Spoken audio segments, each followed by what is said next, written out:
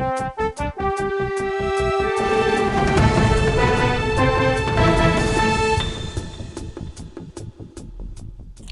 a nightmare choosing greetings cards, isn't it? You never know the tone to hit. Do you go funny? Do you go floral? Or do you kind of go in between? It's a social etiquette nightmare. But I'm here to help. Yes, I'm Dave Wain. And welcome to episode 1 of Inside the Card Shop. Okay, maybe that's not strictly true, but I thought it might be an idea to maybe tell you a little bit more about Snips, because I know what you're like. I know you're sitting there at home thinking, it's a video store, it's 2025, there's got to be something else, and there is something else. Welcome to the other half of Snips Movies. Yes, it is a greetings card store. Weird, bizarre. But yeah, back in 1995, when we were doing ladies' clothing, it was kind of going nowhere very fast. And my dad had the opportunity to buy the stock from next door from the video guy who was retiring. So we filled half the store with videos, and we thought, well, we've got to get rid of clothes completely. So what can we do with the other half of the store? Perfect. I know. Let's sell greetings cards. What a perfect match. Well, believe it or not, it is a perfect match, because for 30 years it's been a growing business and it's been absolutely fantastic. And sometimes when the DVDs and the movies don't do so well, which maybe 4, 5, 6 years ago they were a little bit coughing and spluttering, then this side was here to sort of take the weight. So yeah, let's get back to the desk anyway. We got a quick show, run through all the new releases, and run through some new arrivals and some on loans. But yeah, let's take a trip back to the desk, and you can follow me, okay?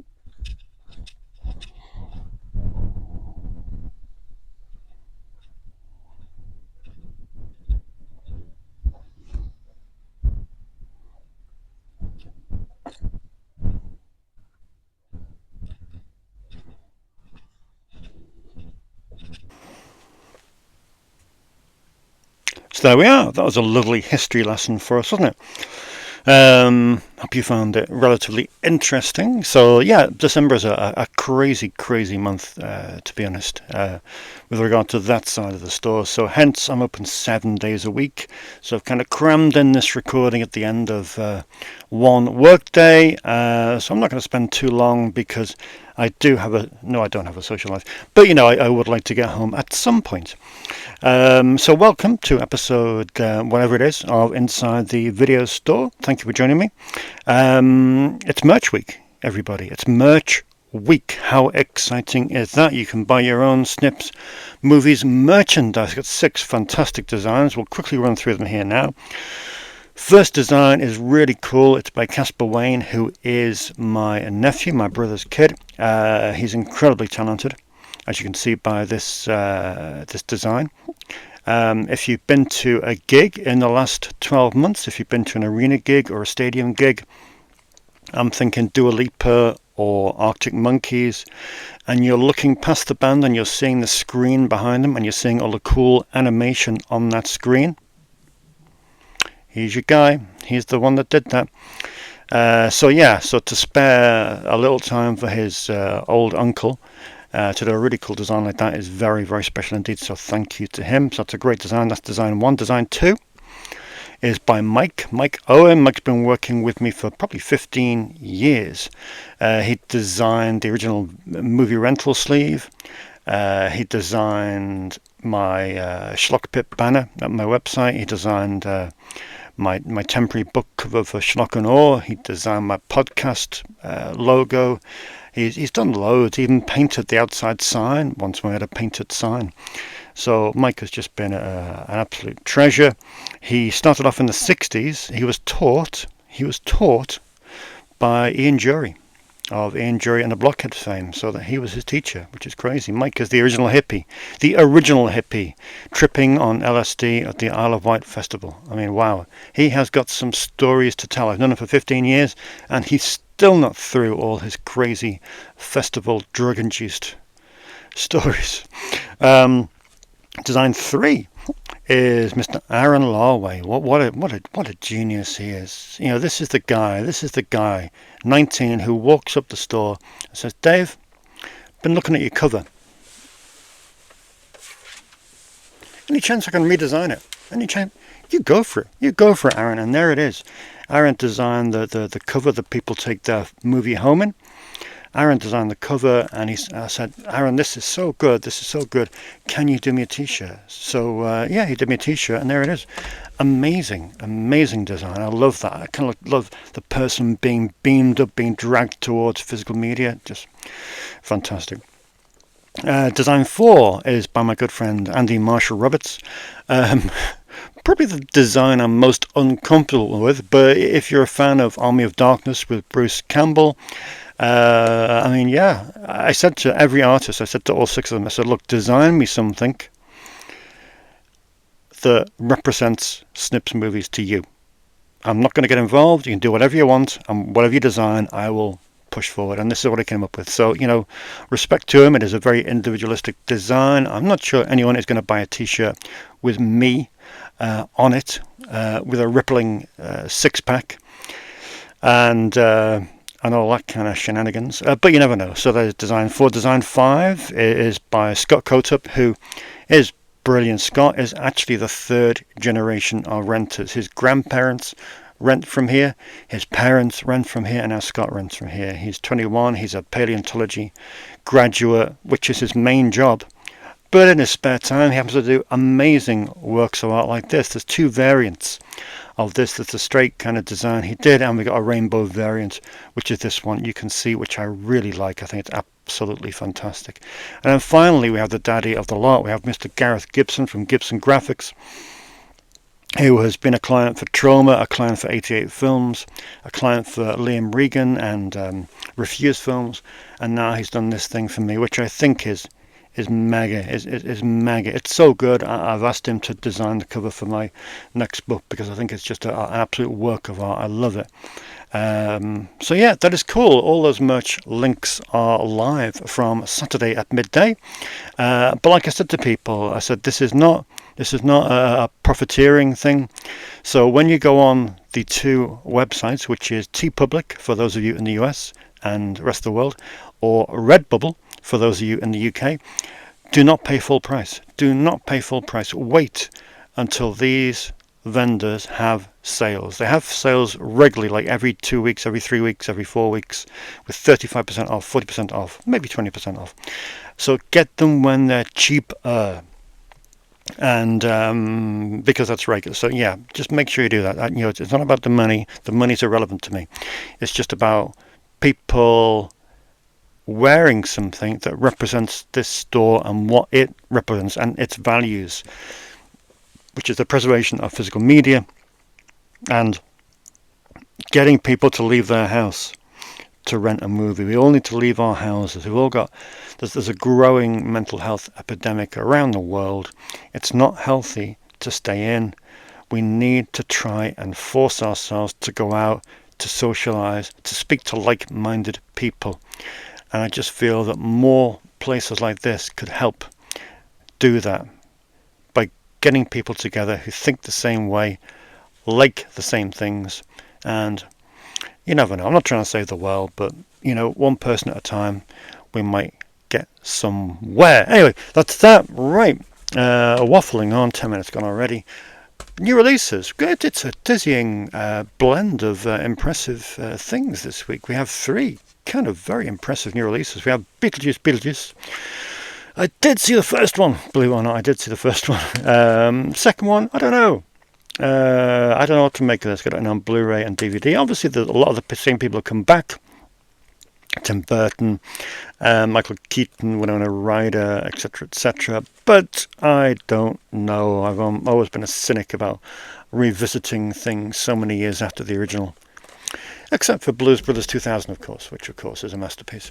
Next up, well, speaking of revisiting things, Alien Romulus. Again, it's a bit of an unknown quantity to me. A few people have rented it so far, and are quite excited about it. So, you know, I have more hope for this than Beetlejuice, because there's been a few dodgy Alien sequels recently, hasn't there? So hopefully this might get back to the original vibe. This sounds fascinating. This is Strange Darling from the producer of Barbarian and Late Night with the Devil. I'm renting this tonight.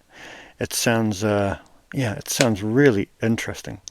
So I look forward to sticking that on the old Blu-ray player this evening. But yeah, we got that in on Blu-ray and DVD. So yeah, we have 3 big titles this week. Next week's big title is, of course, Speak No Evil. So the week before, we happen to have the original version, which of course is Dutch or Danish. Could be either way. I don't know. Netherlands, Dutch. This is the original. A few people asked me for this because they have seen the James McAvoy version at the cinema, so they want to go back and see the original. Here it is. It's out via Shudder. I don't think it got a Blu-ray release, which is a bit weird. I didn't see it anyway. I might be completely wrong, but yeah. We have Speak No Evil, the original. I'm sure this will cause no confusion whatsoever. And finally, second to last in the new releases, we have Touch. Touch is a film from somewhere that is not here. I think it's just... where does this come from? Should have looked it up. Busy week. I'm looking. It looks Scandinavian from the names on it, but again, I'm probably completely wrong. But nevertheless, it seems to be in English, and of course, it spans several decades and several continents. Touch follows one man's emotional journey to find his first love, who disappeared 50 years ago, before his time runs out. Cheerful, but it is actually meant to be a very uplifting, very heartwarming film that scored a ridiculous weighted average at Metacritic. So that kind of sealed the deal on getting this one in. And World Cinema does rent out like hotcakes. This has been a long time coming. We have Godzilla -1. This has been recommended to me by lots of people. A very faithful Godzilla movie by all accounts. And it's meant to be absolutely fantastic. It's quite a long one, just a nudge over 2 hours, but it's taken ages to get to physical media, and finally it is here this week. Godzilla -1. I just got the Blu-ray in, no DVD, because that's the way it's going, to be honest. I could have got the DVD, but I thought, no, the people renting that will be film people. They'll be wanting it on Blu-ray. 3 boutique releases this week. One is still AWOL, which is the 101 Films release of Elvira's Haunted Hills, the Sam Irvin film, with Cassandra Peterson and Richard O'Brien. So that is pending. It just doesn't seem to be in stock anywhere apart from the 101 store, which I shan't order from. But we do have the new Criterion release, which is Lost Highway on dual format, 4K UHD and Blu-ray. Wow! Lost Highway on 4K UHD. How exciting is that? This is is this my favourite David Lynch film? I don't know, but it could be. It's probably, for me, I know you'll scream at your TVs, it's probably between Lost Highway and Fire Walk with Me. I like the others, save for June. I like the others immensely. I mean, they're all in my top 50.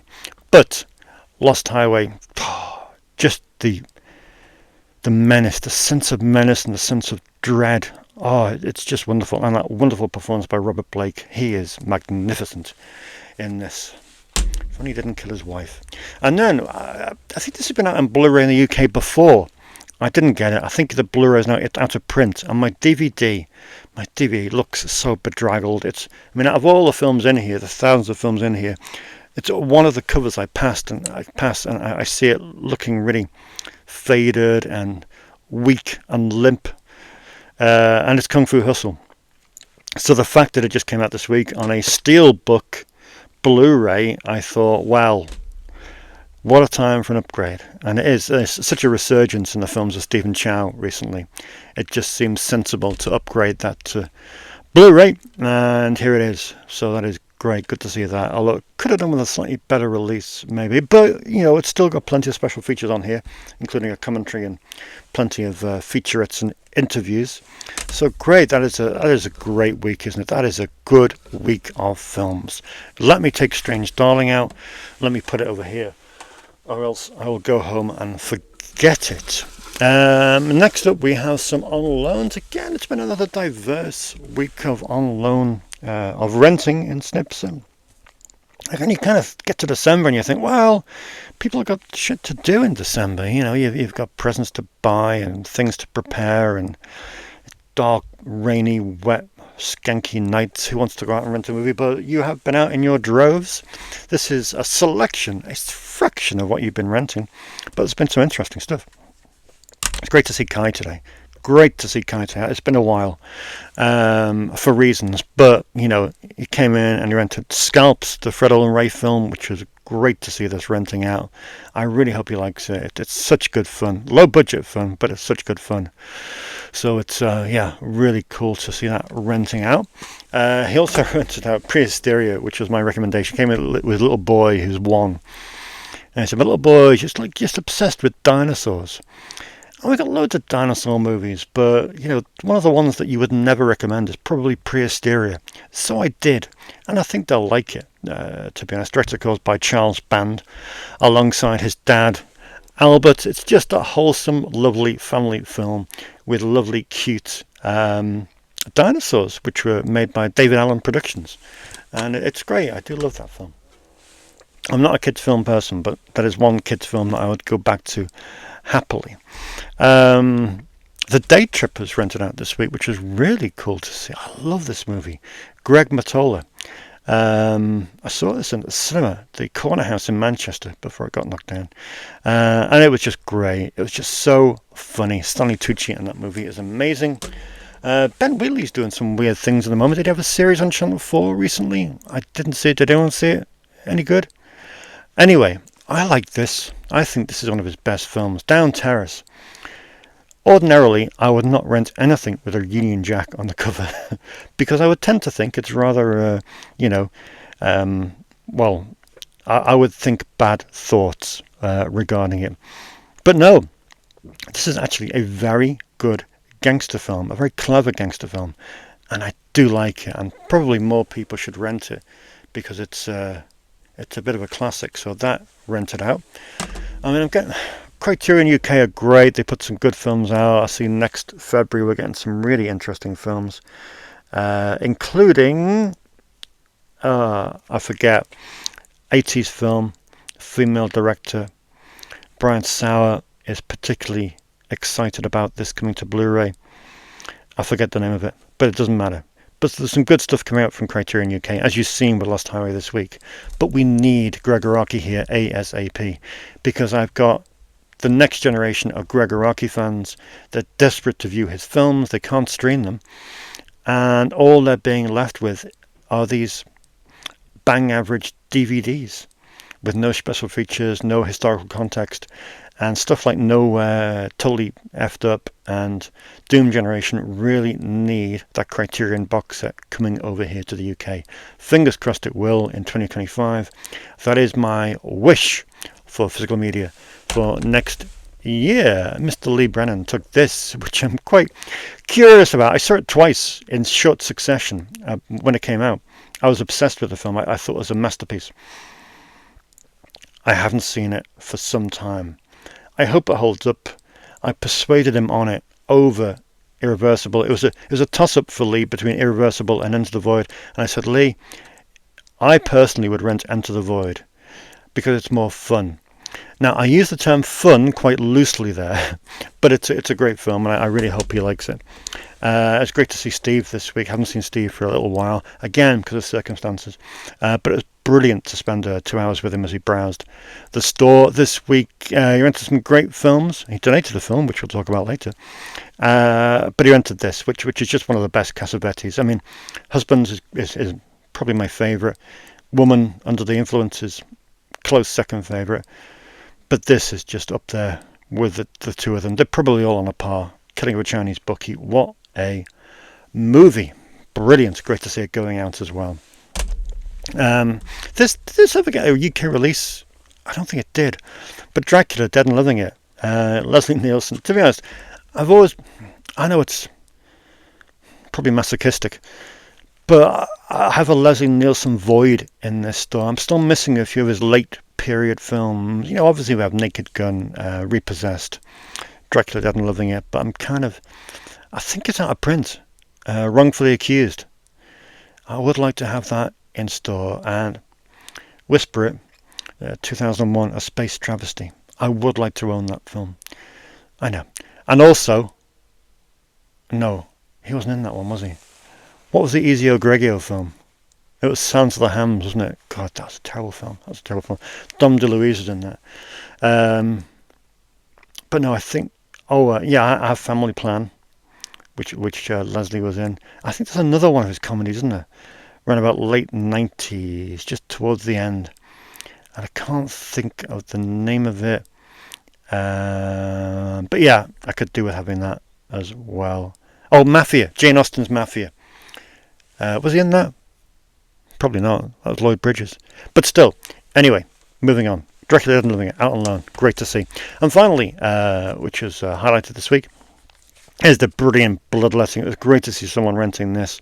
I love this film so much. One of my favourite low-budget films of all time. I think it's great fun. Signed on the back, of course, there by James L. Edwards and J.L. Bookwalter. And it's a great edition of a very, very good film. Okay, sorry to run through these so quickly, but we are nearly there. No VHS for a few weeks, and no Sleeping Giants either. Just need to get these condensed just for December, while everything is it's chaos. December is pure chaos, so just as we progress through the month, then January is either that or kind of not record. And I do want to record. I do want to keep you up to date on what's going on in the store. I want to keep you abreast of the new releases. And I think it would be a shame not to do the show. So even if it's 25 minutes, at least it's represented. At least you're keeping up to date. And you've got things to do as well. So you don't be sat in front of the TV for an hour. Well, actually, you probably do. Even though I didn't have anything planned to come in as a What's in the Box, loads have come in as a What's in the Box. On Monday, I can't wait for Monday. I have my Cauldron Films catch-up. Really looking forward to that. 7 releases from Cauldron. Really can't wait to set up their section in January. But yeah, looking forward to that. And they've announced a new box, haven't they, of Lamberto Bava films, which just looks so cool. Can't wait to pre-order that. Television as well. The Revenge of the Radioactive Reporter, that release looks pretty cool as well, which is shipping in January. But nevertheless, we got those coming next week. But for this week, I just thought I'd catch up with a couple of Synapse releases, which looked really intriguing. I'm a little bit behind with Indonesia. Who isn't? And these films look too good to refuse. And Synapse, Mondo Macabro. Mondo Macabro films are always well priced. To be honest, they're always well priced. They're not. They don't bleed you dry. So I got these from Strange Vice, up in Scotland, who import films for us. And I bought The Warrior and its 2 sequels. Apparently there's 5 sequels, but 2. I got The Warrior and the Blind Swordsman, and The Warrior and the Ninja. I saw The Warrior and The Warrior and the Blind Swordsman last night. I double billed them. They were great fun. They were just immense fun. Ridiculous, great action sequences, incredible special effects for the time, really dizzying special effects, and just ridiculous moments, like a guy's hand gets chopped off, so he picks it up and he puts it back on and it works fine. Little things like that are just outrageous, but you really, really enjoy it. Because sometimes films aren't about the quality, being a masterpiece and being in the Criterion Collection. Sometimes they're just about having fun, and these were fun. So these were excellent releases. I thoroughly recommend them.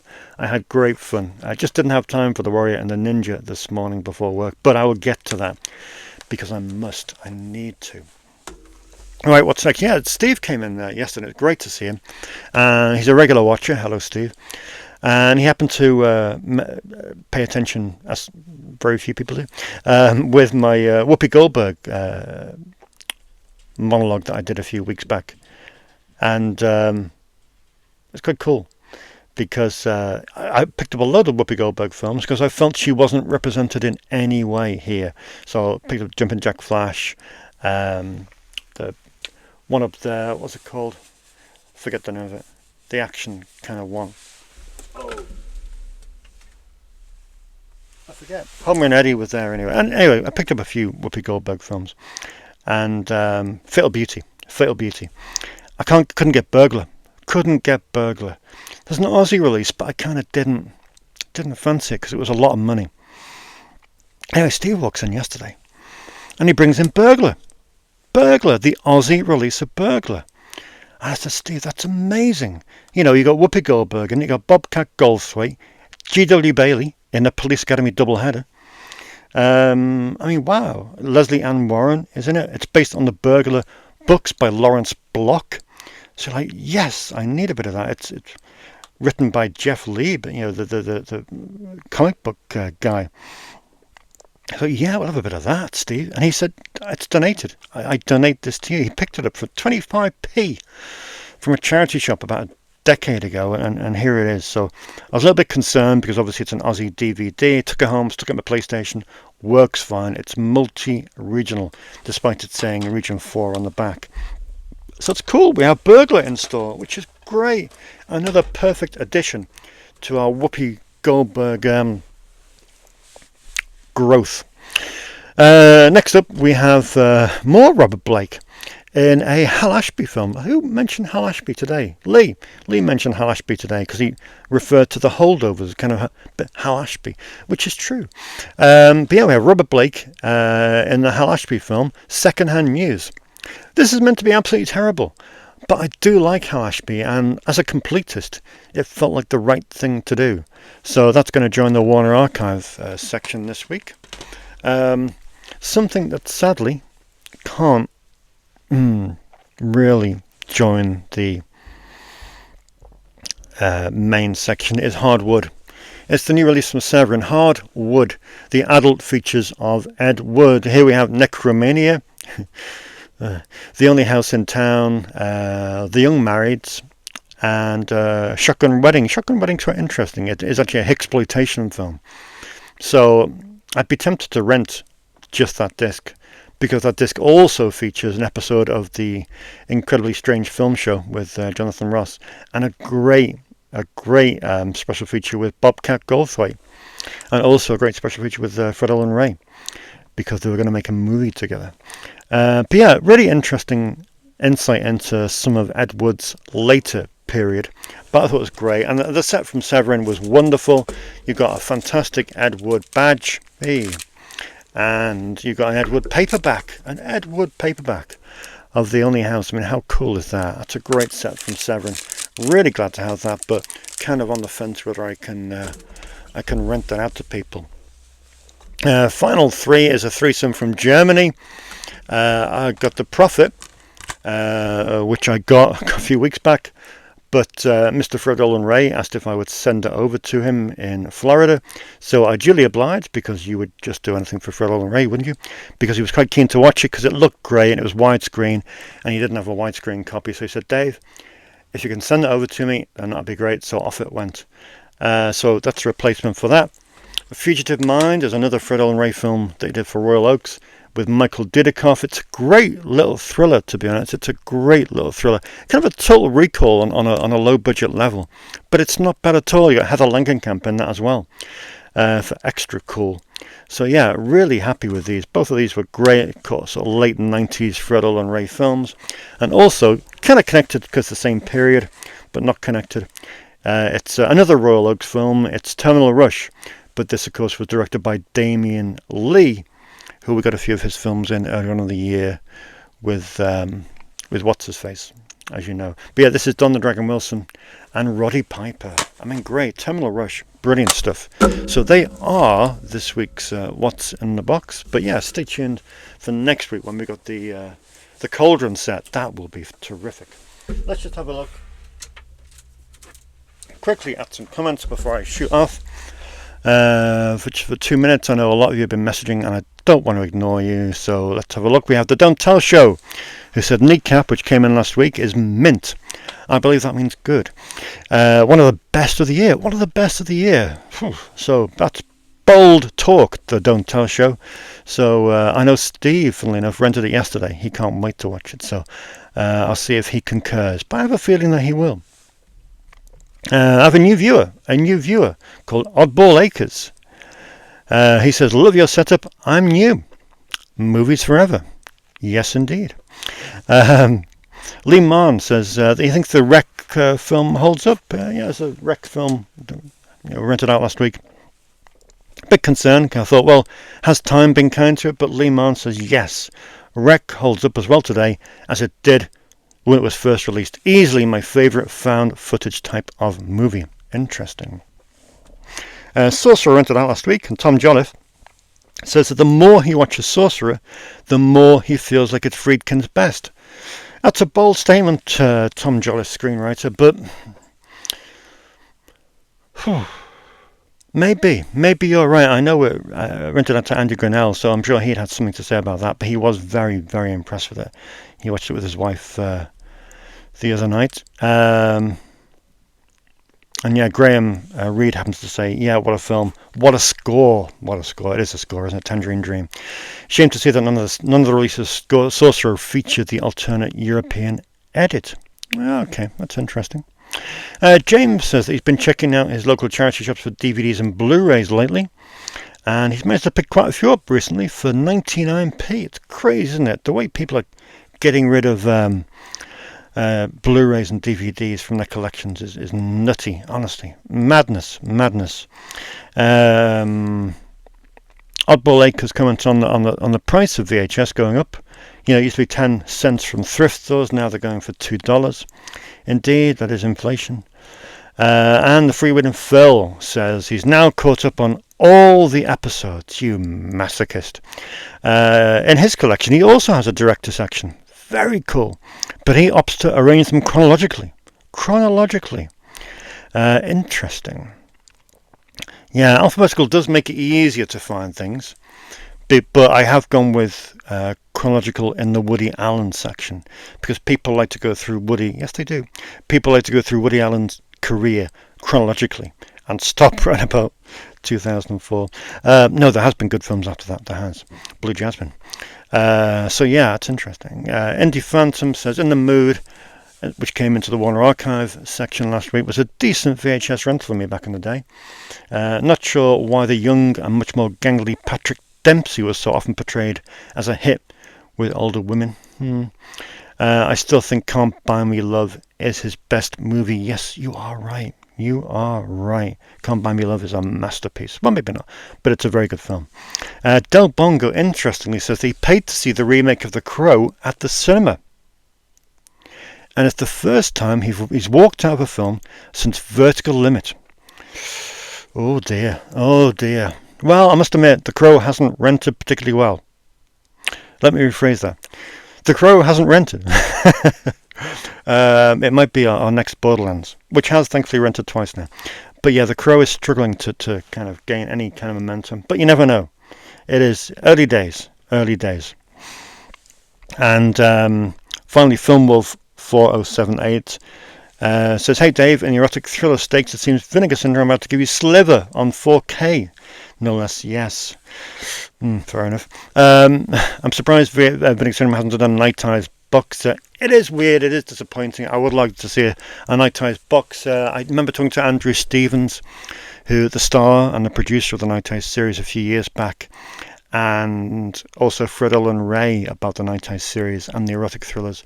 And they kind of have the same opinion. They're a bit embarrassed about them now.